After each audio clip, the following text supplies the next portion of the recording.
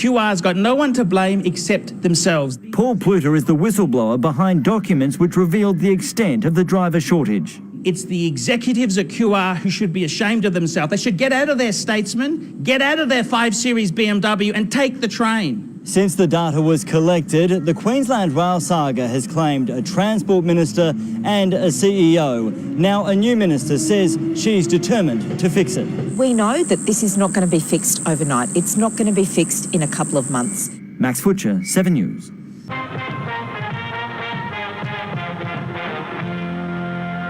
It's simply not good enough. Those are the words the Premier has used once again to describe Queensland Rail. Commuters were left stranded this morning as a raft of problems paralysed the network. It was so bad, passengers are getting their money back. A costly apology after a Thursday morning that was nothing short of a train wreck. Those customers who have travelled on the Queensland Rail network from first service this morning through to midday will have their fares refunded. Yet another Queensland Rail train failed. Passengers from the Gold Coast to Redcliffe faced hour-long delays and cancellations. I was trying to get to the city, but everything was shut down and so I had to get an Uber all the way here. Yeah, it was really annoying. I was 45 minutes late for work on my first shift at the airport. I'm advised that it is nothing to do with train drivers. It is track maintenance issues. It started before sunrise with a welding problem at Yeronga.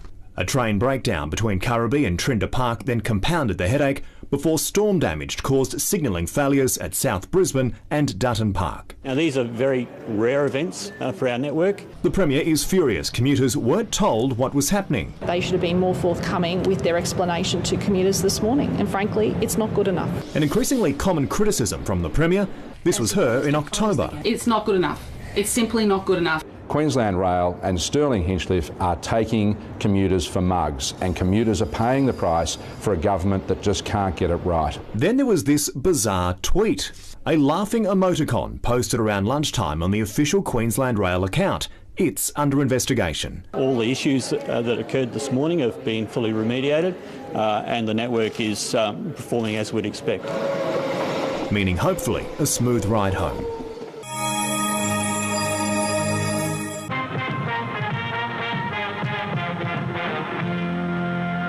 Queensland's Crime and Corruption Commission has helped break open some of the state's biggest cases in recent years. Its secretive coercive hearings have forced witnesses to give up vital information, but some critics say the powers are being overused and go too far.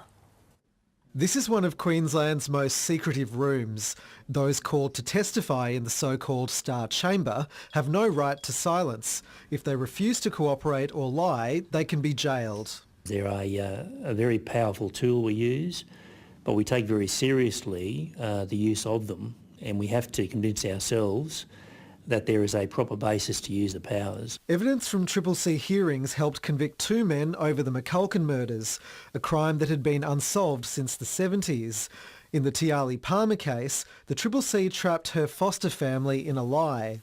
Eventually, they gave up the killer, foster father Rick Thorburn.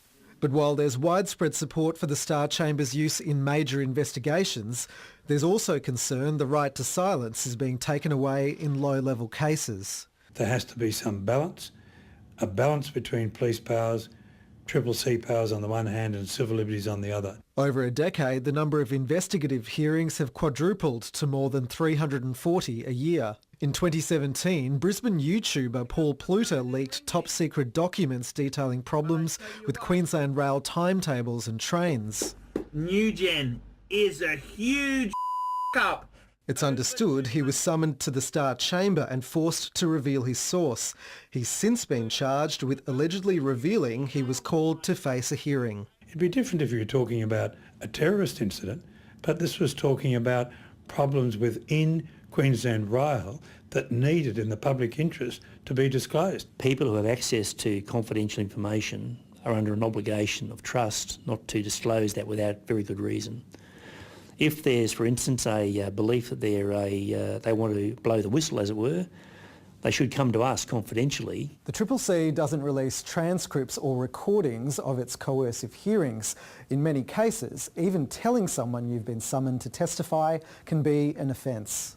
Civil libertarians want the powers reined in, but the CCC insists it's kept in check by the courts and a parliamentary oversight committee. Christian Silva, ABC News.